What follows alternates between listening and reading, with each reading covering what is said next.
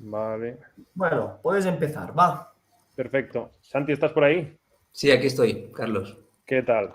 Bueno, lo Muy primero bien. quería darte la bienvenida aquí a nuestra página de Perioresto, a nuestros directos de los fines de semana y nada, estamos encantados de que estés aquí para hablarnos un poco de endo, de resto y de la odontología en general, básicamente.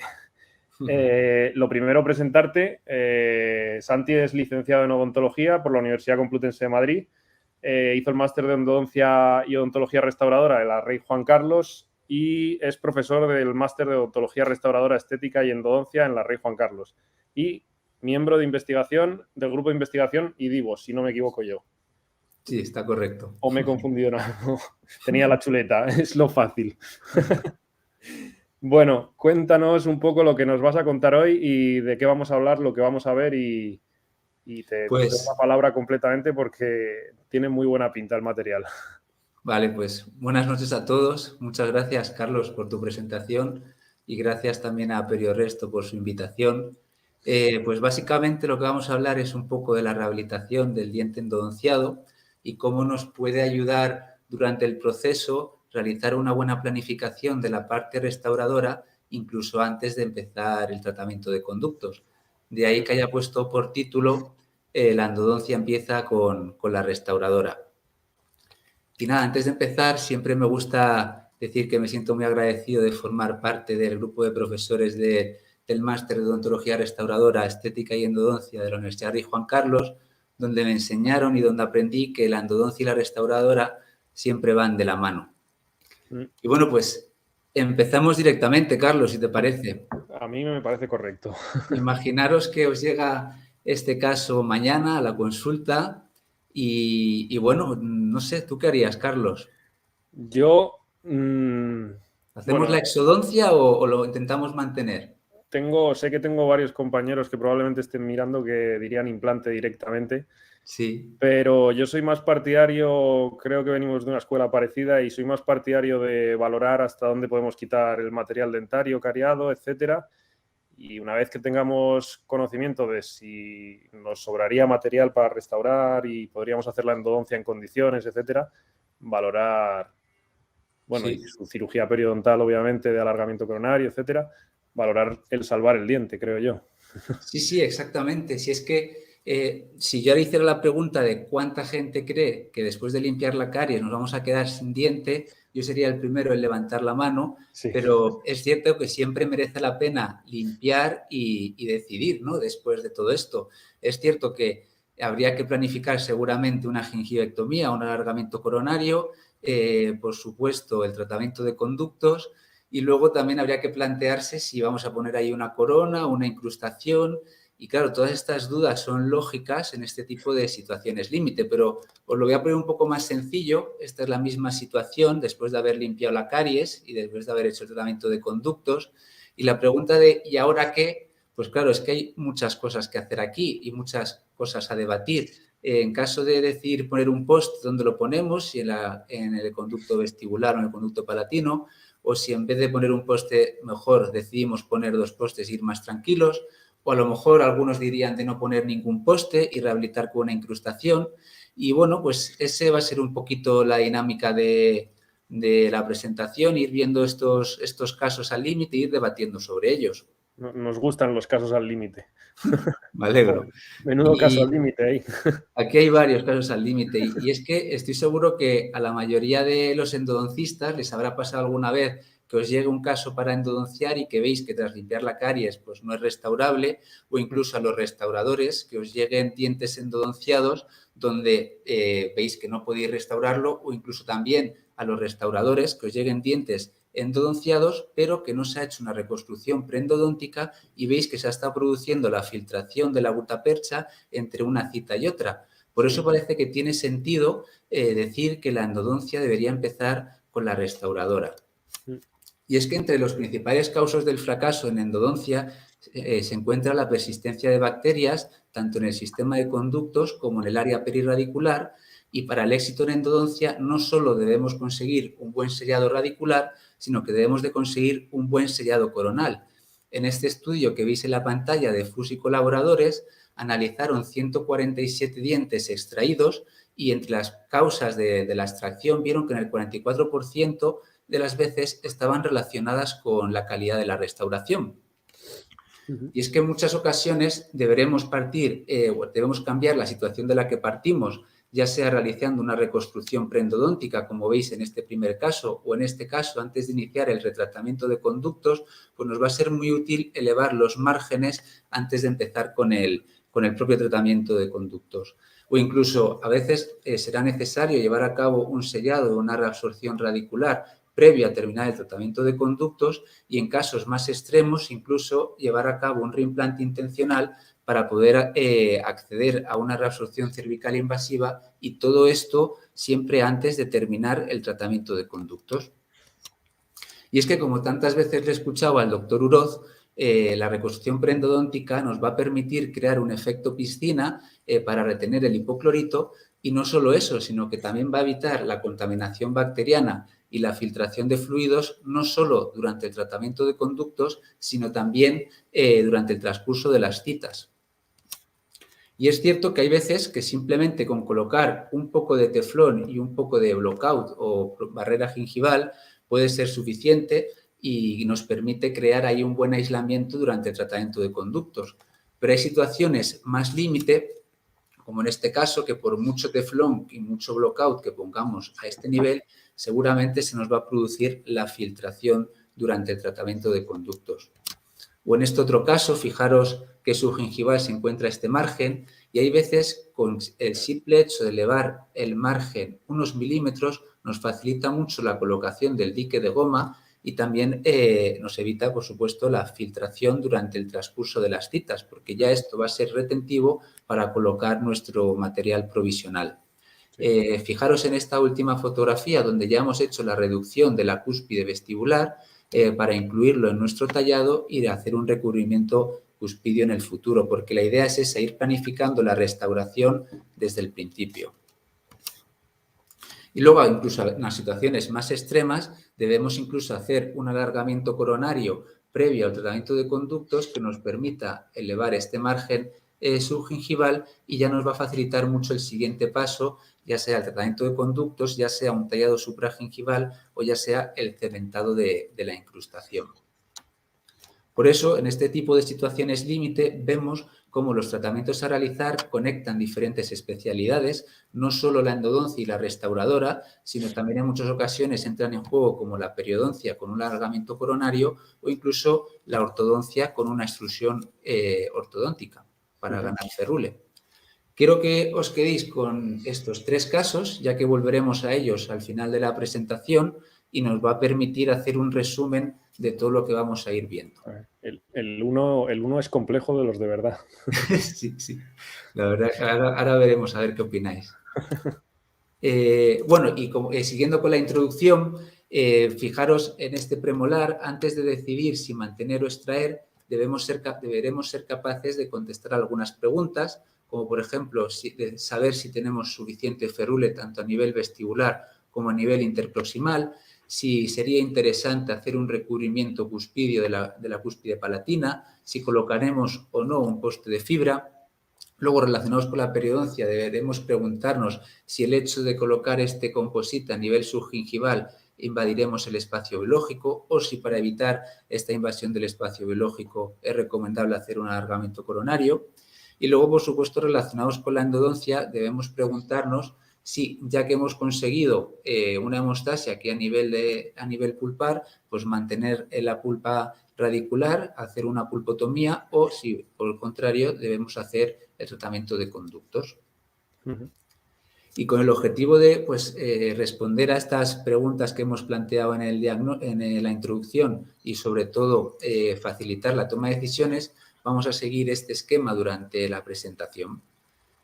Siempre debemos empezar por un buen diagnóstico y determinar si existe una afectación pulpar y en función de eso, pues, o realizar una terapia pulpar vital o un tratamiento de conductos o incluso si al final no existe afectación pulpar, podríamos plantear una remoción selectiva de caries.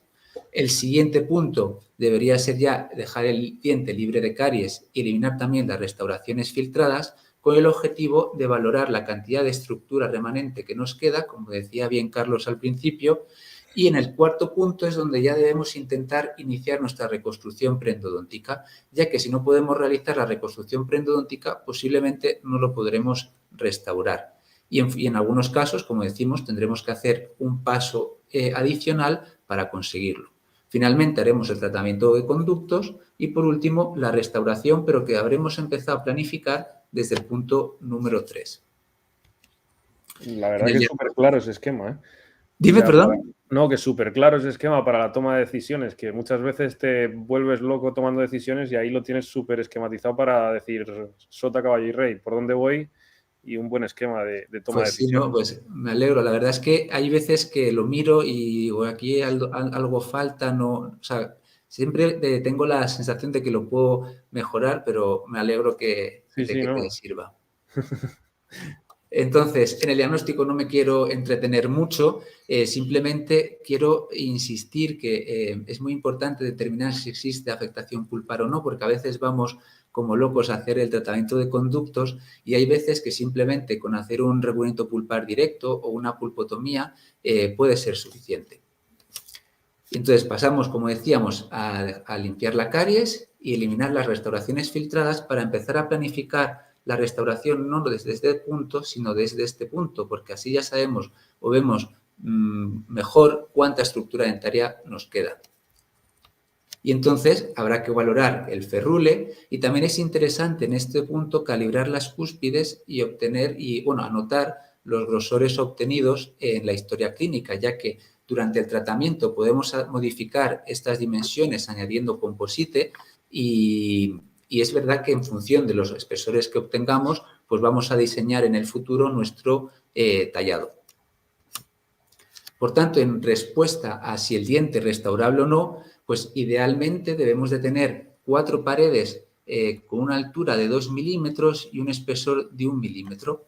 Pero claro, ¿qué pasa cuando no tenemos 4 paredes remanentes o tenemos una altura coronal insuficiente? ¿Esto lo podemos compensar con la colocación de un poste de fibra? Pues vamos a verlo. En esta revisión de la literatura del año 2012 concluyeron que un ferrule incompleto todavía se considera una mejor opción que la ausencia total de ferrule. ¿Esto qué quiere decir? Pues que si tenemos una altura coronal insuficiente o en vez de 4 paredes tenemos 3, pues todavía podemos tener esperanza de alargar la vida de ese diente. Y por otro lado concluyen que la presencia de un ferrule adecuado reduce el impacto que pueda tener la colocación de un poste. Esto quiere decir que si tenemos un ferrule suficiente, por colocar un poste no vamos a mejorar la supervivencia a largo plazo de ese diente. En este artículo de 2017 sacaron 3 conclusiones muy claras y es que la supervivencia aumenta con la presencia de ferrule, pero no aumenta por la presencia de un poste de fibra y el poste de fibra no compensa la ausencia total de ferrule. En relación con esta última conclusión, en este artículo de 2019 concluyeron que independientemente del material del poste y de su módulo de elasticidad, no es posible evitar fracturas catastróficas en dientes sin ferrule. Fijaros en este caso, si analizamos la estructura remanente, vemos que tenemos estructura dentaria en los 360 grados y con una altura coronal aparentemente suficiente. Por tanto, yo aquí cuando coloqué este poste de fibra, pues me equivoqué porque seguramente no me estaba aportando nada a la longevidad o a la supervivencia de ese diente, puesto que tenía estructura dentaria suficiente. Por tanto, hasta aquí podemos sacar las siguientes conclusiones. Es fundamental tener ferrule, cuanto más ferrule tengamos mejor, y siempre que tengamos ferrule, pues la colocación de postes queda un poco en entredicho. Entonces, ¿podríamos restaurar dientes sin ferrule? Pues según todo lo que hemos visto hasta ahora parece que no, pero en este artículo de 2014, Mañi y colaboradores llevaron a cabo la rehabilitación de molares endodonciados sin ferrule con endocoronas. Las endocoronas son una restauración de recubrimiento total que tiene una retención central en la cámara pulpar. En este estudio hicieron 3 grupos. En el primer grupo elevaron un muñón de composite de 4 milímetros con una retención central en la cámara pulpar de 1,5 milímetros y sobre él colocaron una corona de recubrimiento total. En el grupo número 2 hicieron lo mismo, pero elevaron un muñón de composite solo de 2 milímetros.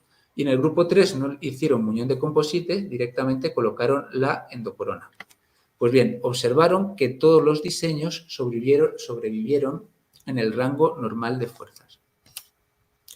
Este otro artículo es un artículo retrospectivo y llevaron a cabo el análisis de 99 endocoronas analizando su supervivencia a los 10 años y observaron que casi el 99% sobrevivió a los 10 años. Además, el 75% de los casos correspondían al grupo 3, es decir, eran molares muy destruidos con un ferrule únicamente a nivel vestibular. En este otro artículo de elementos finitos compararon la rehabilitación clásica post-corona con la rehabilitación con endocoronas en premolares superiores y analizaron su resistencia a la fractura. Y observaron que en el caso de las endocoronas tuvieron mayor resistencia a la fractura. Estos 3 artículos son 3 revisiones sistemáticas que tratan sobre endocoronas y concluyen que las endocoronas son una alternativa prometedora en la restauración de molares endodonciados con una pérdida de estructura extensa. Sin embargo, se necesitan más estudios para recomendar su aplicación en premolares e incisivos. Lo que sí que es muy importante es la presencia de esmalte. Por ejemplo, aquí que hicimos un tallado para una endocorona, este esmalte es fundamental, ya que cuando las porcelanas son adheridas a esmalte, la resistencia a la fractura aumenta significativamente en comparación con aquellas adheridas a dentina. Otra ventaja de las endocoronas es que nos permiten rehabilitar dientes donde existe poco espacio protésico. Por ejemplo, esta paciente es una paciente que se le cayó su corona durante la cuarentena, de manera que estuvo con la gutapercha expuesta durante varios meses. Por eso decidimos hacer el retratamiento de conductos. Pero si vamos a nuestro esquema, en primer lugar tendríamos que hacer el diagnóstico. En este caso, el diagnóstico era de diente previamente tratado, estaba totalmente asintomático. En segundo lugar, deberíamos eliminar la caries y restauraciones filtradas. En este caso no había que eliminar nada. Y en cuanto al análisis de la estructura, vemos que tenemos ferrule en los 360 grados y también una altura coronal suficiente. Pero fijaros, cuando añadimos composite para crear el muñón, vemos que ya no vamos a tener espacio protésico para la corona. Entonces, eliminamos el composite y aprovechamos la retención de la cámara pulpar para crear la endocorona. Aquí vemos la endocorona antes de cementarla con esta retención que va aquí justo en la cámara pulpar y ya nos permitió rehabilitar ese premolar con espacio suficiente para la porcelana. Por tanto, yo me hubiese asustado si no hubiese visto ese esmalte ahí. Sí, es muy importante. Cuando veo ese esmalte es como una tranquilidad que te da para adherirte a él que cuando no veo ese esmalte y veo solo dentina, sí, me quedo dudando si restaurar con adhesión o algo más mecánico. Claro, efectivamente. Cuando a lo mejor no tenemos esmalte, aquí estaría totalmente debatible hacer una rehabilitación con corona de recubrimiento total. Entonces, como conclusiones de esta primera parte, es lo que hemos dicho, siempre es mejor tener ferrule. En cuanto a la rehabilitación clásica post-corona, parece que en molares pues, queda un poco en entredicho, que las endocoronas pueden funcionarnos muy bien. En caso de premolares, como hay discrepancia, pues todavía no se puede recomendar 100% su uso, habría que valorar individualmente cada caso. Y en el caso de los incisivos, todavía parece que sí, que sigue estando recomendado las coronas de recubrimiento total. En cuanto a la adhesión, es muy importante, como hemos dicho, el esmalte, y siempre que podamos hacer un aislamiento absoluto, pues mucho mejor.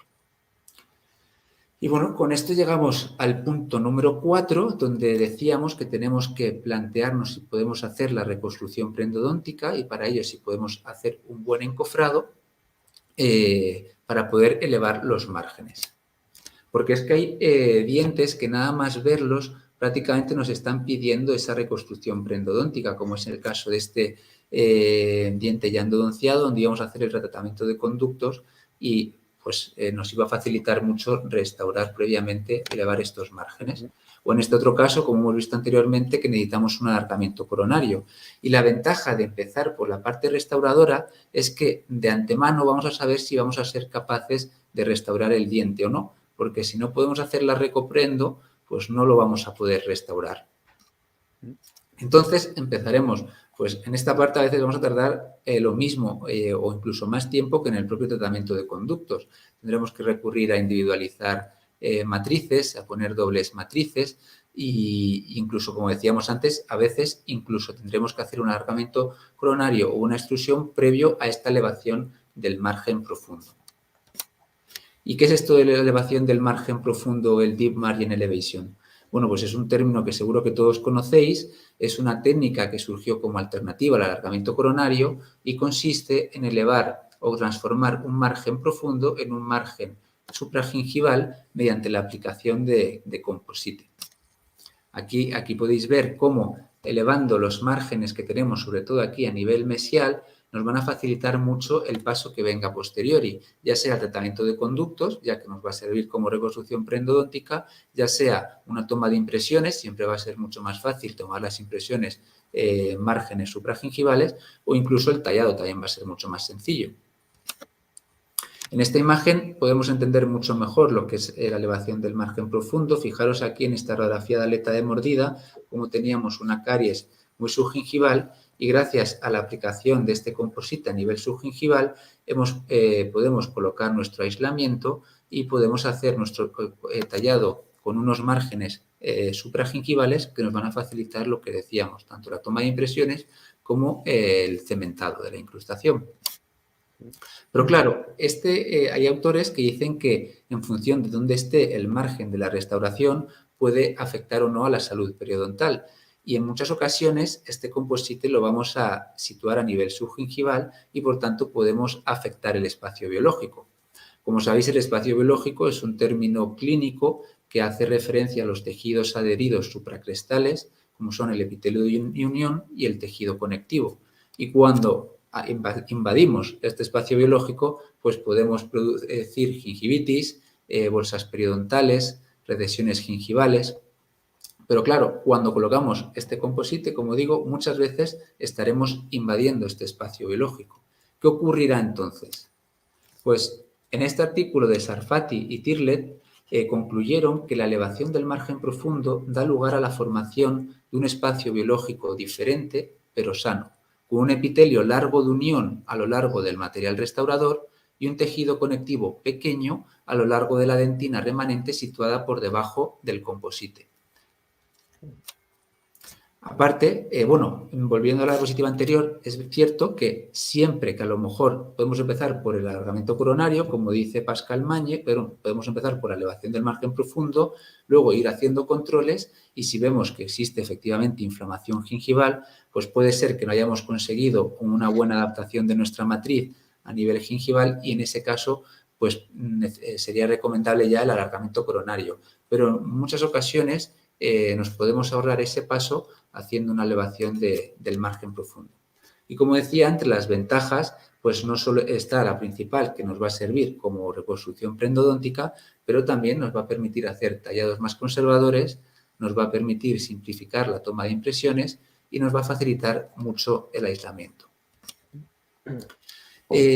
Como decíamos, habrá situaciones donde no podamos llevar a cabo este encofrado y necesitemos un paso adicional.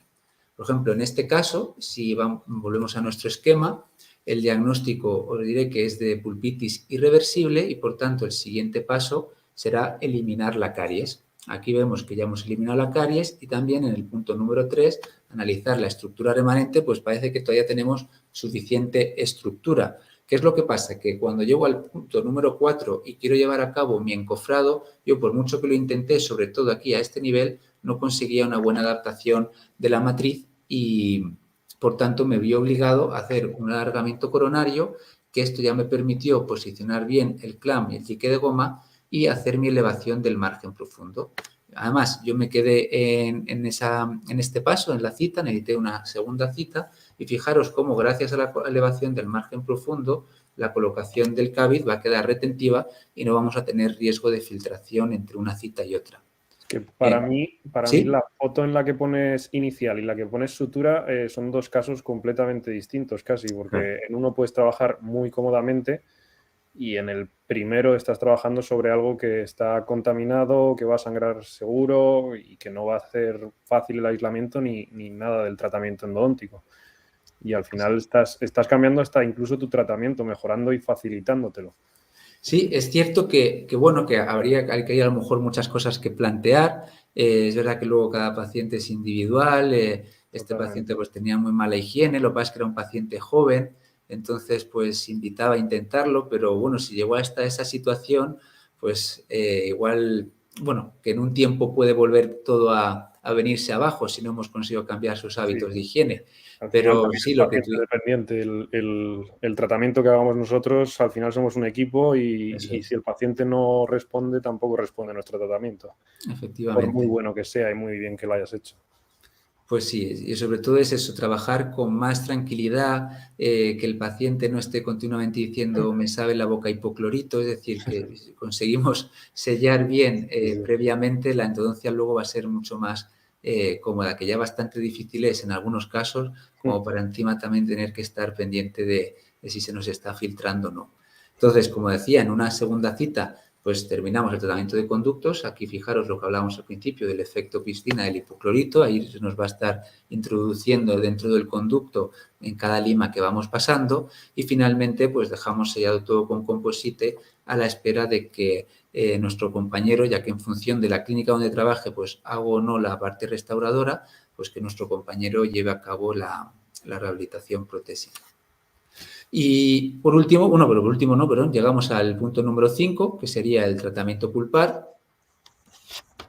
Una vez más, decir que en caso de que decidamos hacer una terapia pulpar vital, los pasos del esquema son exactamente los mismos.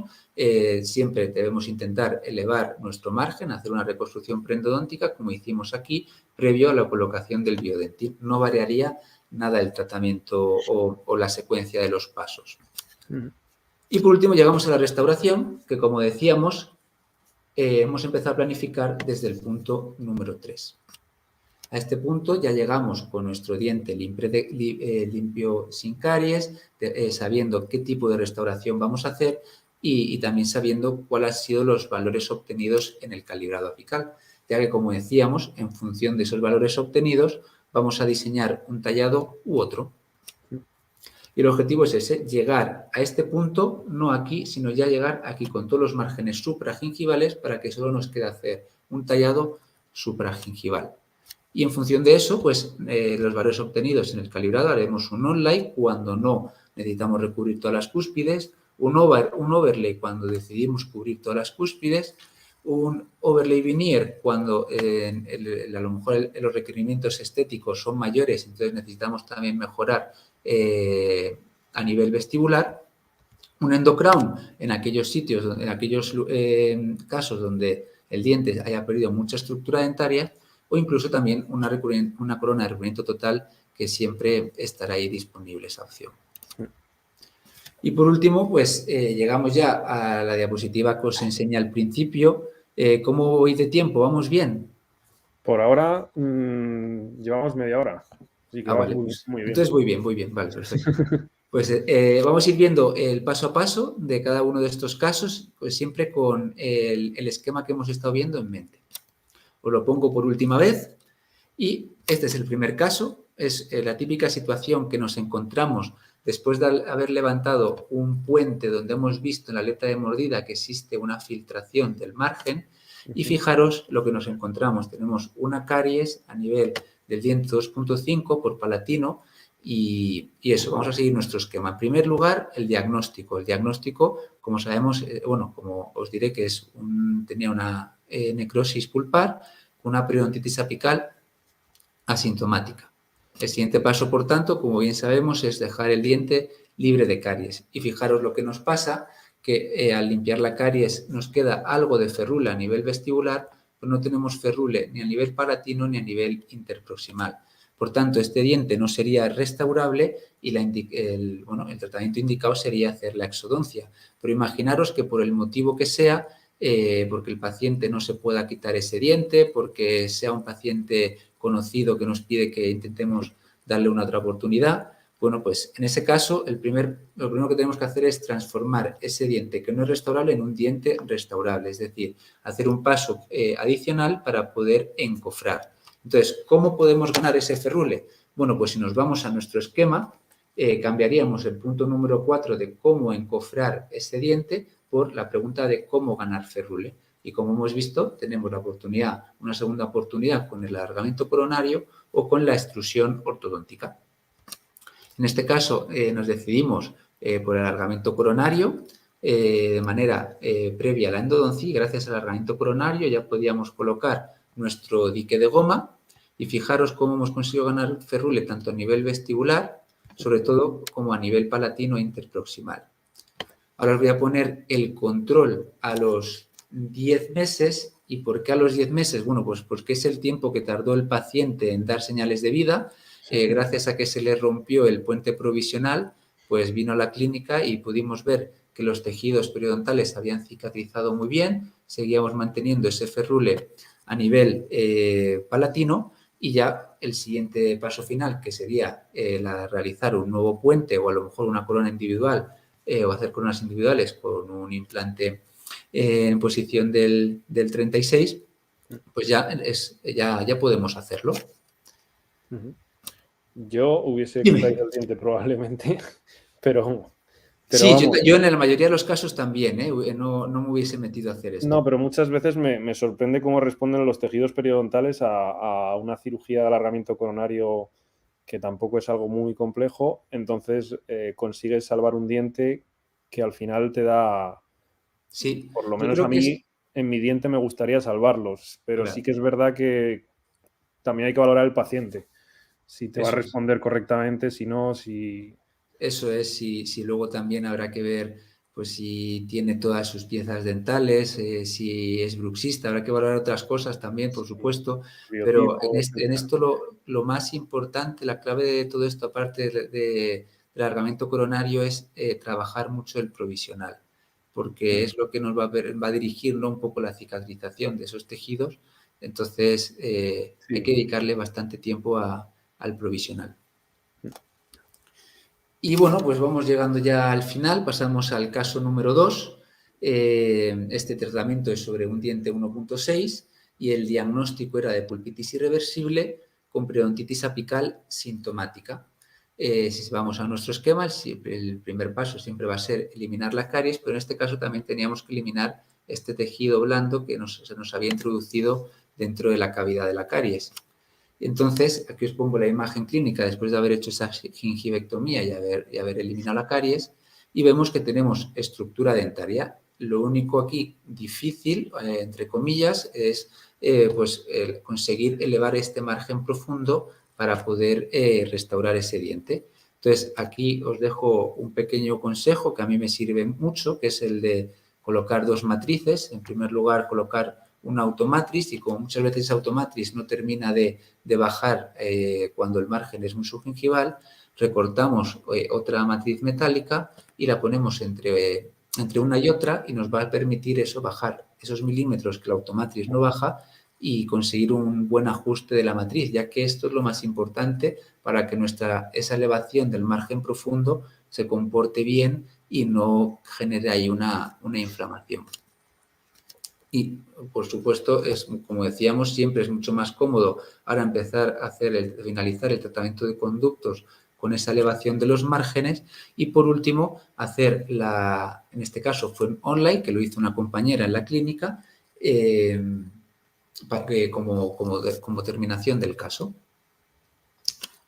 Y, por último, llegamos al caso número 3, que es un poco distinto a los 2 anteriores, donde veis aquí la imagen clínica una mancha rosa que después de hacer el CBCT comprobamos que nuestras sospechas, confirmamos nuestras sospechas de que era una reabsorción cervical invasiva y fijaros como muchas veces este tipo de reabsorciones se detienen a nivel del conducto radicular, no avanzan y teníamos ahí un puente de dentina, de separación entre el conducto radicular y la reabsorción.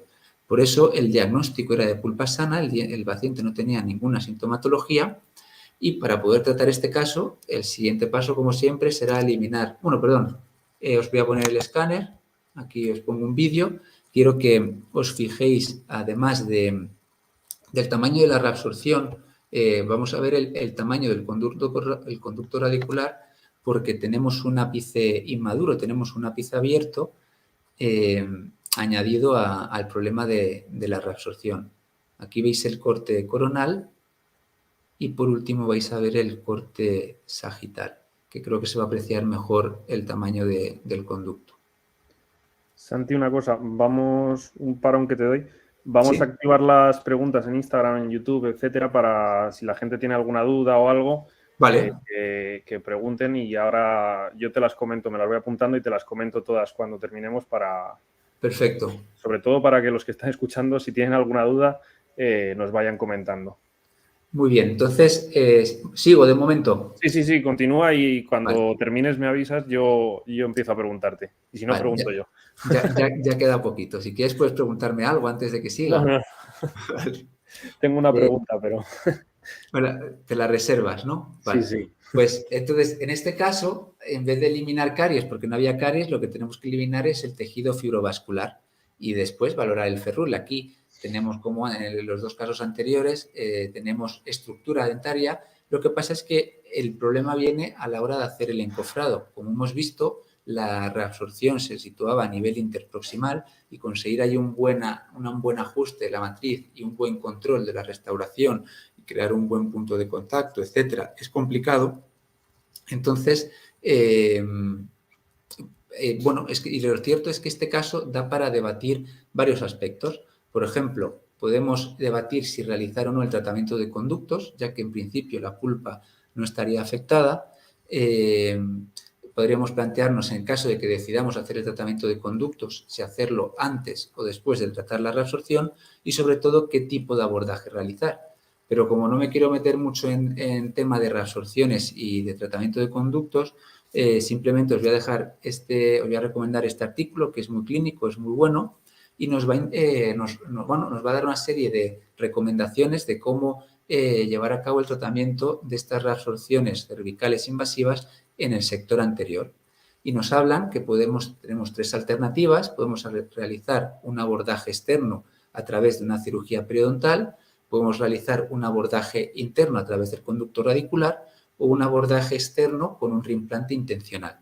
¿Y de qué va a depender que seleccionemos un abordaje u otro? Pues va a depender de factores como el tamaño de la reabsorción, la comunicación que haya de la reabsorción con el periodonto, la relación de la reabsorción con el conducto radicular, de la posición de la reabsorción, ya sea a nivel vestibular, palatino, mesialo-distal, porque es cierto que si la reabsorción está situada a nivel vestibular es más sencillo de acceder que si está a nivel mesial o distal, y luego también la extensión vertical de la reabsorción. En este caso, que ya digo que esto da para debatir, nos decantamos por realizar un abordaje externo con un reimplante intencional debido a la posición distal de la reabsorción. En este caso, no hicimos el tratamiento de conductos previamente, ya que debido a que el ápice estaba totalmente abierto, vimos más sencillo llevar a cabo un buen sellado apical de manera extraoral, ya que íbamos a hacer el reimplante. Y lo que sí que hicimos es dejar ya localizado el conducto radicular, pues con el objetivo de que cuando me tocara ahí limpiar la reabsorción y colocar el material de restauración, pues disminuir el riesgo de sellar o taponar la entrada al conducto. Entonces, aquí veis que la parte quirúrgica la hizo el doctor José Luis Domínguez Mompel. Él llevó a cabo la exodoncia e inmediatamente me pasó el diente para limpiar la reabsorción radicular. Y entonces, si nos vamos a nuestro esquema, todo esto lo estamos haciendo con el objetivo de decidir previamente si podemos o no transformar ese diente no restaurable en un diente restaurable. Entonces, en este caso, hicimos nuestra reconstrucción preendodóntica de manera extraoral. Y aparte ya colocamos nuestro tapón de MTA y rápidamente lo volvimos a colocar en su alveolo y finalizamos el tratamiento de conductos con el diente ya colocado en su alveolo. Aquí os pongo el control radiográfico a 6 meses. Vamos a ver el primer corte, el corte axial, donde vemos en primer lugar el sellado de la reabsorción. y en segundo lugar el sellado apical.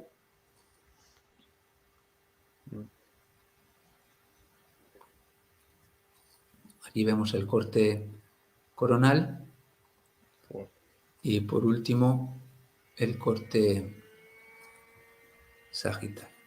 Vale. Y bueno, ahora me queda enseñaros la imagen clínica también a los 6 meses, donde vamos a ver que los tejidos periodontales han cicatrizado muy bien. Lo que sí que es cierto es que estéticamente tenemos que mejorar el caso, todavía no lo hemos hecho, se encuentra en este estado, pero bueno, ya el diente ha pasado a ser totalmente restaurable y solo nos queda eso, mejorar estéticamente el caso. Entonces, de esta manera, en el caso número 1, antes de localizar los conductos, antes de hacer la endodoncia, hemos planificado un alargamiento coronario. En el caso número 2, hemos planificado una gingivectomía con una elevación del margen profundo.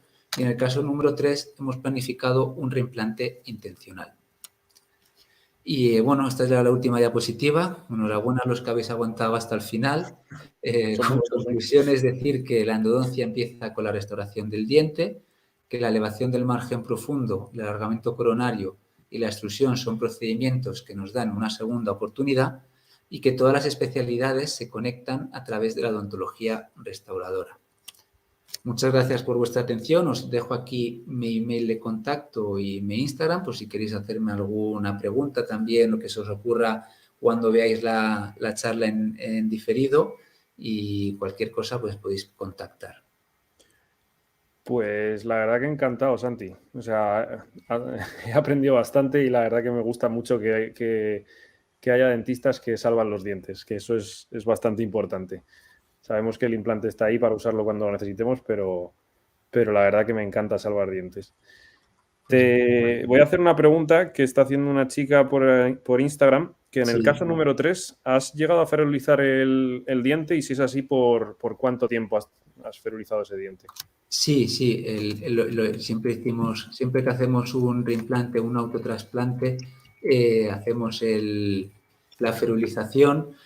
Pues normalmente lo ferulizamos 2 semanas, como mucho, porque, como mucho no, perdón, 2 semanas, estaba mezclando preguntas. En cuanto al tiempo que pasó para finalizar el tratamiento de conductos, pues creo que lo hicimos justo a las 2 semanas. Y a las 2 semanas valoré cómo estaba ese diente y a lo mejor, pues si hubiese visto mucha movilidad, lo hubiese dejado más tiempo, pero no quité la ferulización a las 2 semanas porque ya desde el principio tenía bastante, pues estaba bien sujeto.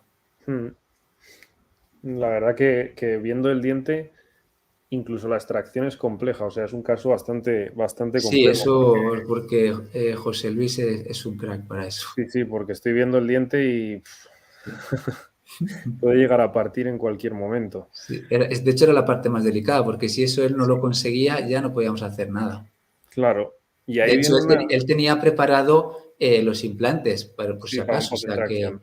el paciente estaba avisado que en función de si se conseguía este primer paso, sería una cosa u otra. Ahí viene una de mis preguntas. ¿Cómo valoras o cómo gestionas el tipo de paciente al que le ofreces? Porque yo entiendo que no a todos los pacientes les puedes, incluso en la misma situación clínica, les puedes ofrecer el mismo tratamiento, puesto que pues, hay pacientes que son más complejos, otros que no entienden que vas a intentar salvar su diente cuando ya vienen con un implante en la cabeza. Yo sí que me encuentro con esas situaciones complejas. Sí, yo me he equivocado bastantes veces. Supongo que eso te lo va dando también un poco la experiencia y el equivocarte, pero yo sobre todo ahora ya lo que siempre hago es, pues según voy hablando con el paciente, según las cosas que me va diciendo, ya me va transmitiendo si valora o no su diente, si entiendo o no la dificultad del proceso. Entonces, es ir haciéndole una serie de preguntas y en función de las sensaciones que te transmita, ya sé que esto es muy subjetivo, pero a mí al menos es la manera que me anima a decidirme o no por este tratamiento. Cuando a lo mejor el paciente dice, pues ya sabemos que hay diferentes tipos de pacientes, ¿no? Hay pacientes que a lo mejor el perfil ejecutivo que quiere que todo sea rápido y preciso, entonces Con el el implante paciente y te quitas directamente te dice, yo quiero algo que seguro que vaya a funcionar y que no tenga que volver, pues entonces ahí ya directamente carga pues, inmediata y a no te lo casa. planteas. Sí. Te iba a comentar otra pregunta que pone una compañera por Instagram. Una vez el diente está extraído, ¿cómo tratas el diente fuera del alveolo, irrigando con suero fisiológico, con qué tipo de Sí, trabajo tienes fuera de boca? pues es muy importante efectivamente que continuamente nos estén, un compañero que nos esté irrigando y con suero salino, efectivamente, para que pues sobre todo las células del ligamento periodontal, que son las que hay que mantener vivas como sea, porque si no empiezan las complicaciones, que no hemos hablado de ese tema, pero es que para eso da otra Sí, sí. charla entera de las complicaciones La de... compañera ha añadido que la pregunta da para una respuesta que da para muy largo. Sí, sí, sí. Entonces, efectivamente, es muy importante irrigar continuamente con suero y todo eso pues lo hicimos, creo que ya contestó la pregunta o era más larga la pregunta. Bueno, han puesto otra que es parecida también, que cuánto tiempo tardas, o sea, tienes para restaurar y volver a reimplantar el diente. Es decir, Ah, vale. entiendo que Bueno, es sí. cuánto tiempo tienes el diente fuera de boca. Pues mira, yo es que todos estos casos de autotrasplantes, de reimplantes, los hago con Pepo, con José Luis, Sí. y él siempre me mete mucha presión. En el momento en que sale el diente del alveolo me pone un cronómetro y es cierto que los estudios dicen que siempre que estemos por debajo de 15 minutos, Sí. en principio vamos a tener una buena respuesta. Pero Ujú. lo cierto es que él siempre me dice, Santi, toma, tienes 5 minutos o tienes tal. Entonces, cuanto más rápido, mejor. Pero es cierto que Obviamente. si seguimos lo que nos dice en la literatura, con 15, que lo ideal es no sobrepasar esos 15 minutos. Sí, pero si te ponen 5, Si te ponen 5 ya empiezas nervioso. eso es lo que te iba a decir. Tienes una Sí, presión ahí añadida, porque, madre mía, así es, mi ese compañero. tratamiento en 5 minutos es... Pero bueno, oye, Sí. obviamente no meterse en estos tratamientos sin Bueno, experiencia. este tratamiento parece difícil, pero no lo es porque estás con un diente cogido por una gasa, Sí. siempre muy humedecida, y lo que tienes que hacer rápidamente es eliminar lo que vemos aquí, todo el tejido de fibrovascular, Ujú. y rápidamente, en este caso, porque tenía el problema añadido de hacer el tapón apical, pero en ese caso ya pues, rápidamente pones tu material restaurador y eso no te lleva prácticamente Sí, nada. que parece fácil, que parece una práctica de cuarto o quinto de carrera y al final la presión añadida que tienes de que tienes al paciente delante y está esperando su diente Ah, sí. lo complica un poco también, pero Sí, bueno. pero el paciente no suele mirar, ¿eh? El Ah, no. paciente suele estar ahí deseando que termine el proceso y ya está. Bueno, por aquí dicen que necesitamos otra charla. Sabes que Ah, siempre bueno, estás bienvenido aquí. encantado. ¿Qué te iba a preguntar yo? ¿Hasta qué punto ves necesario en los tratamientos de conductos el uso del CBCT? Porque yo sé que muchos endodoncistas están en contra, otros a favor. Para mí hay ciertos casos en los que sí que es necesario el CBCT, otros casos en los que no. ¿Cuál es tu opinión sobre el tema? Pues eso es cierto, es una pregunta buena. Yo lo que suelo hacer, yo solo suelo mandar CBCTs, la verdad, cuando no entiendo el diagnóstico, no veo de dónde viene el problema del paciente. Ujú. A lo mejor cuando sospechas de una fisura, cuando a lo mejor te ha fallado un tratamiento de conductos que ves, pero si esto está estupendo, no sé dónde puede estar el problema. En esos casos, pero por sistema, por norma, hacer un CBCT a todo diente que va a ser endodonciado, yo no comparto esa idea, no creo que sea necesario. Yo creo que lo mismo.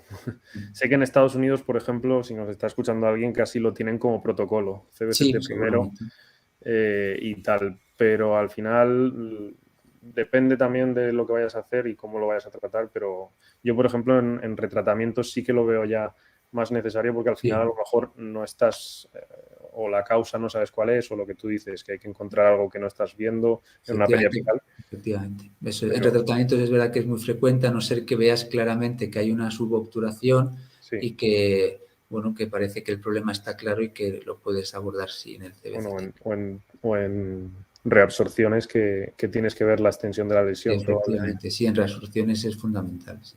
Pero vamos, Aquí ponen que CBCT, por fin alguien que opina como ella. Les han gustado tus opiniones, Santi. Okay. No sé si hay más preguntas por aquí, por Instagram, por YouTube. Vamos a ver. Pero vamos, yo estoy encantado con la charla, o sea, me ha encantado. Sobre todo que lo que te he dicho antes, que salvemos dientes, porque es verdad que los implantes están aquí para quedarse, pero a mí me enseñaron que la mejor cirugía es aquella que no se hace, y siempre que podamos salvar nuestra propia biología, utilizarla a nuestro favor y la de nuestros pacientes, obviamente, para mí es una ventaja tremenda. Claro, me gusta esa frase porque a mí me decían la misma, la mejor endodoncia es la que no se hace, entonces todo es intentar ser lo más conservador posible. Sí. Y eso es verdad que para quitar siempre estamos a tiempo. Sí, a quitar, pero también lo que hablábamos antes, dependiendo del paciente y dependiendo de lo que queramos conseguir, porque hay pacientes que necesitan su tratamiento o que quieren su tratamiento ya y no te van a ser proactivos a hacer todo este tratamiento, que es espectacular, pero tú y yo lo sabemos, a lo mejor el paciente es difícil de comentarle y conseguir que entienda que su diente no tiene un suplente que es un titanio. El titanio es algo que hemos inventado para ayudarnos a restaurar, pero que no es un suplente correcto. Pero bueno. También puede influir un poco la edad del paciente. Que era un paciente, no recuerdo bien, creo que eran 25 años o por ahí. Entonces, bueno, pues eso también te anima a intentar alargar la vida de ese diente. Obviamente. Siempre hay tiempo para un implante luego, más adelante. Pues nada, si no hay más preguntas ni nos quieres contar nada más, que la verdad que nos has contado bastantes cosas en el poquito tiempo que te hemos dado. Yo por mí, la verdad que encantado, Santi. La verdad que tienes fotos, casos y documentación excelente. Y sobre todo aquí en PerioResto, que estamos encantados de que nos deis ciencia y nos deis clínica. Que las dos cosas mezcladas y mezclar las especialidades como tú has dicho, que al final en la restauradora estamos todos unidos y para mí es especial. O sea, me encanta que digas eso, porque al final es lo que conseguimos salvar dientes y que la odontología vaya a donde tiene que ir, que es a salvar dientes. Pues me alegro mucho, Carlos. Nada, yo por mi parte ya mis preguntas se han acabado. Recordar a todos los asistentes que la charla del 27 de febrero con el doctor Antonio Ortiz es de fotografía dental con smartphone. Y nada, Santi, seguramente le volveremos a invitar más adelante para que nos cuente más casos y sobre todo para que nos cuentes cómo ha terminado estéticamente esto y los largos plazos de esto hasta qué punto podemos conseguirlo, porque la verdad que sería muy ventajoso conseguir que dientes que parecen que van a fracasar podamos salvarlos y nos ahorremos un implante ahí. Pues genial, pues me comprometo a volver entonces. Así que nada, muchísimas gracias, Santi. Y a todos los que habéis venido, muchísimas gracias por asistir. Ya sabéis que estamos aquí en PerioResto en nuestras redes sociales. A Santi le podéis seguir. Si quieres poner tu diapositiva, Santi, para que si te quieren seguir en redes sociales o algo así, yo activo mi cámara. Hola, estoy aquí. Y nada, cualquier duda que tengáis le podéis escribir a Santi. Entiendo que te pueden escribir, Santi. Sí, por supuesto. Ahí tenéis tanto por Instagram como al correo que veis ahí. Y nada, nosotros vamos a ir cerrando porque como Instagram no nos deja más que una hora, pues muchas gracias por venir, Santi, y a todos los asistentes por estar aquí con nosotros. Muy bien, pues muchas gracias, Carlos. Buenas noches a todos. Buenas noches. Hasta luego.